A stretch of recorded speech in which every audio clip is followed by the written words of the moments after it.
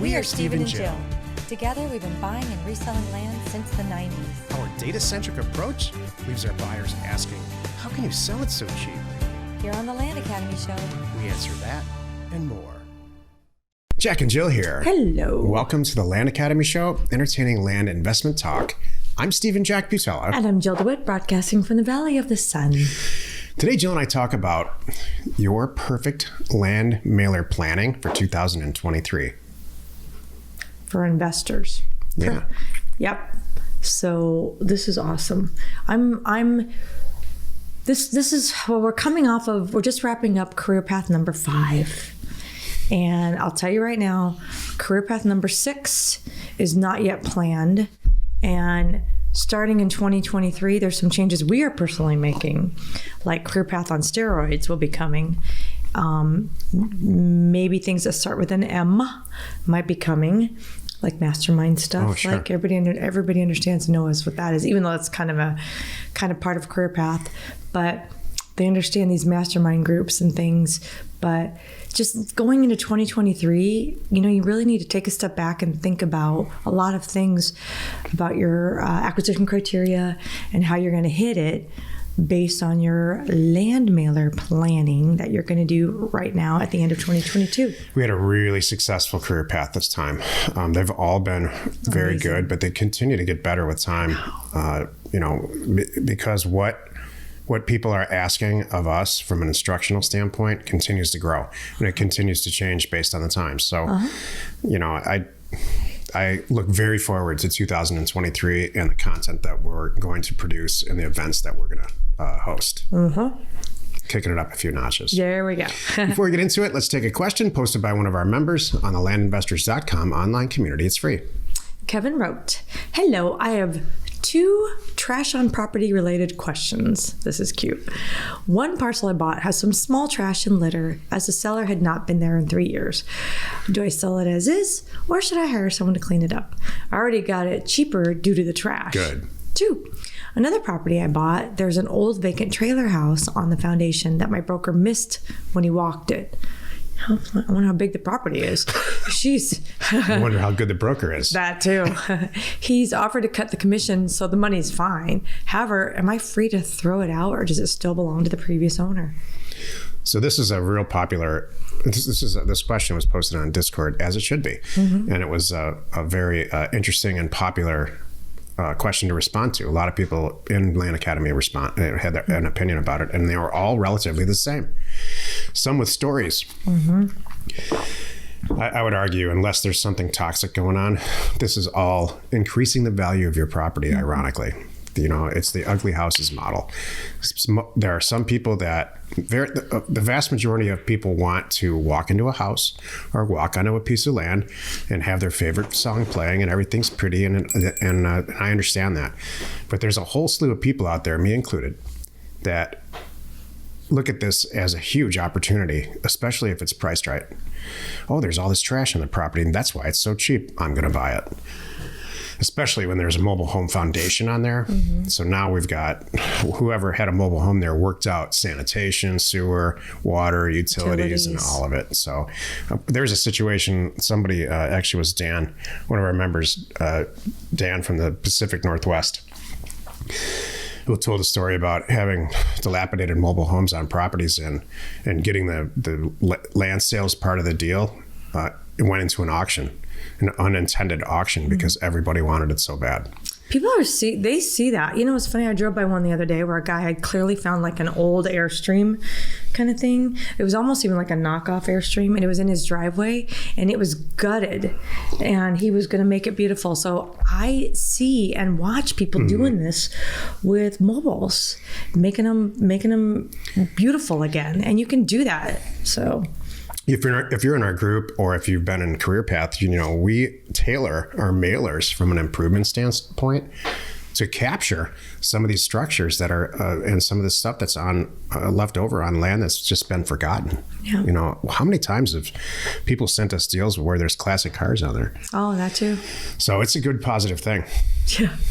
This I'm is remembering the property that we bought specifically because there were some old cars on it. You're like, we don't care about the land. That's exactly on this right. one, it was just like, you've got to get that for me because I can see cars on there. I want that. Like, okay, we'll get it. Today's topic, perfect land mailer planning for 2023 investors. Yeah. This is the meat of the show. That's a whole nother business model. Yep. I seek out rural vacant land because of what could be left over on the property. Like what's those like storage wars? Like what's inside there? We don't know. There's a whole subclassification in the classic car world. If you're a classic car person, you already know this. The subclassification is called barn find.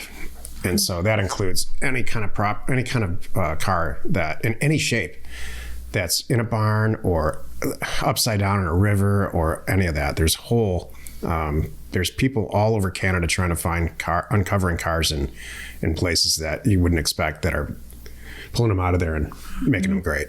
And if you are married to a classic car person, I feel your pain.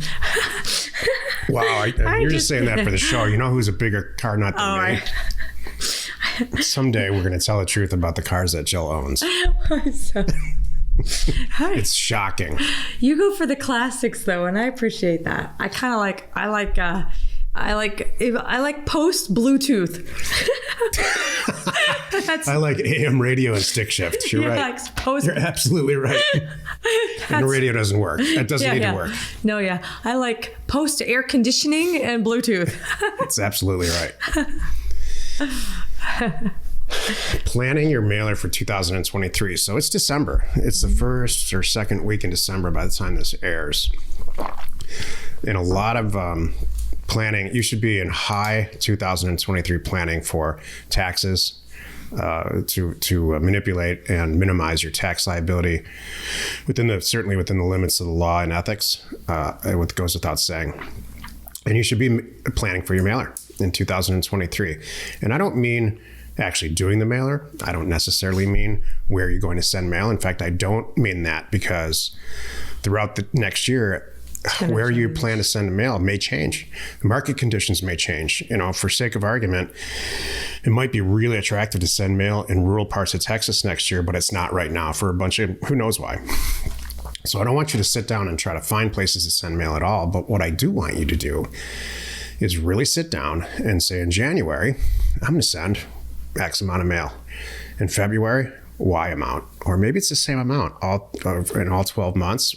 Maybe you're a teacher and you're off during the summer. And so you want to do a lot more mail during the summer versus less. Maybe you're, for whatever reason, convinced that when there's snow on the ground in the Midwest, let's say, that's not the best time to be doing deals. It's better to be doing it in the summer. Or whatever your planning means to you. Have a plan and budget for it and stick to it. Should I even think about like maybe I don't want to pick the area like you said and all those other parameters, but should I be thinking about dollar amounts? Like in 2023, I'm not going to do a deal that does not yield any less than X. Should I do that kind of planning? Yeah. So we just got done with Career Path by the time this airs, or we're close to it. And one of the first things we always do in Career Path is ask everybody, how much money do you want to make a year for the rest of your life? And for whatever reason, this year it was $1 million. I'll be happy to make $1 million a year. And when I can accumulate $10 million cash, that generally became the consensus for some reason in this Career Path, which I think is number 6, Career Path 6. This is 5. Oh, 5. Okay. This is 5 one right now. Yeah. So you have to work that backwards then. Let's say $1 million a year is about $100,000 a month. Of course it's 1.2 million, but stuff happens. So let's just call it $1 million. And how many mailers do I need to send out to generate that kind of deal volume that will generate that money? And Jill's right. So maybe you only want to do deals that make $70,000 or $80,000 net per transaction. Maybe you're a deal junkie and you want to do 4 or 5 or 6 deals a month that only net $10,000 or $20,000. You have to decide what's best for you. Really plan it out, and I mean write it down. I've said this 100 times on the show. If you don't have Microsoft 365, I really would highly recommend that you get it, even if you're a one-person operation. It just really keeps you organized. There's an integrated Outlook, the calendar function, and you can tie all your file structure and all of it for doing land transactions and tie it into Airtable as your CRM. If you don't know about these things, you're just learning about it, you're just hearing about it, please, keyword search this in all of our podcasts and you'll learn all about it. So the key word in this title is planning. If you have a plan, over and over and over again, it's been proven that if you have a plan and you write it down and you think about it as often as you can, let's say once a day or once a week at least, it's going to work.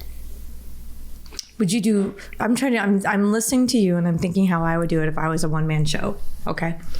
And as a woman with a one-man show, there could be something there. I don't know. Watch 2023. Anyway, so. Jill's in planning mode. Oh, totally. So she says stuff that I drop little nuggets. We don't really know what she means, but she has a huge plan for Land Academy in 2023. It's a very good thing. Oh, yeah. So, I don't even know what she's talking about, so don't feel bad. So, one of my thoughts is, okay, so if I'm planning 2023, I know me. I want to do less work. That's just how I roll. How little can I do and how fast can I get out of this? And what can my team do so I don't have to do it?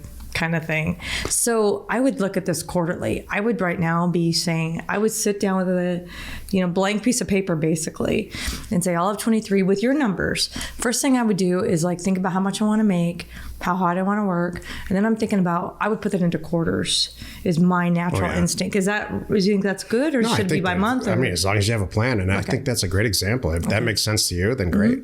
That doesn't make sense to me. I think in months. So, and you sometimes even in weeks. But I know that's you're so detailed. My way is not the right. It's right for me. I know, and that's what I'm saying. It's good. You are really detailed. Hence your spreadsheets that you share with all of us. So I like big picture. I might even do it with a crayon. Yeah. That's what I have at my disposal at that moment.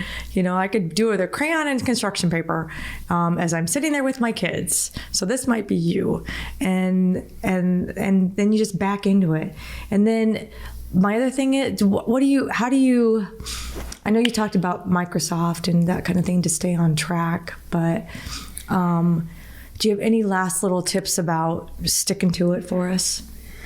That's a very personal, there's a lot of talk about that in Discord, in the Land Academy Discord right now among people where, everyone's starting to talk about New Year's resolutions and there's a lot of talk about discipline. That's it. And so I have to tell you, discipline was very hard for me early in my life. And I look back on that and it's because I was doing stuff I didn't want to do.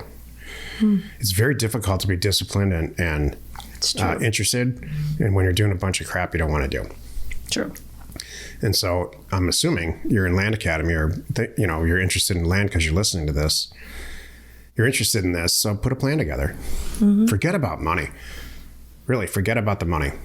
Just put a plan together and work in the rest of your life into that. That's the key right there. Don't let money. People stop right there. They think, I can't even start this. I can't possibly get into this. That's the last thing you should be thinking about. If you find a good deal, the money will come. It'll all figure itself out. So don't think about that. Exactly. Happy you could join us today. 5 days a week, you can find us here on the Land Academy Show. Tomorrow, the episode on the Land Academy Show is called How to Use Land Academy, How to Use the Land Academy online community in real time. You are not alone in your real estate ambition. I love how to use the teleprompter. Well, there is that. I was going to say I love this end of year planning stuff. I do too. This is love this. One of my favorite times of year. Me too. Why is that? Because you know what? It's like a fresh start. It really is. I know people that are listening to us right now that are thinking, all right, 2023, I'm joining Land Academy. That might be their thing. So, or 2023, I'm going to double my revenue. Or 2023, I'm going to quit my job. Fill in the blank. I love it. But it still starts with where's the money? You got to think about, I know we said don't worry about money, but you have to think about how much money you want to make. That's what you've got to do and how you're going to do it and be strategic. And I love it. By the way, if you do think that this might be a good fit for you, don't forget, get our new ebook. Jack just updated it a couple weeks ago. So go to landacademy.com, and at the top, you'll see a little thing to get the free ebook. Check it out. It spells out darn near everything you need to know to see if this is a good fit for you. And if you have any questions, send them to my team via support@landacademy.com. We are Jack and Jill. Information and inspiration to buy undervalued property.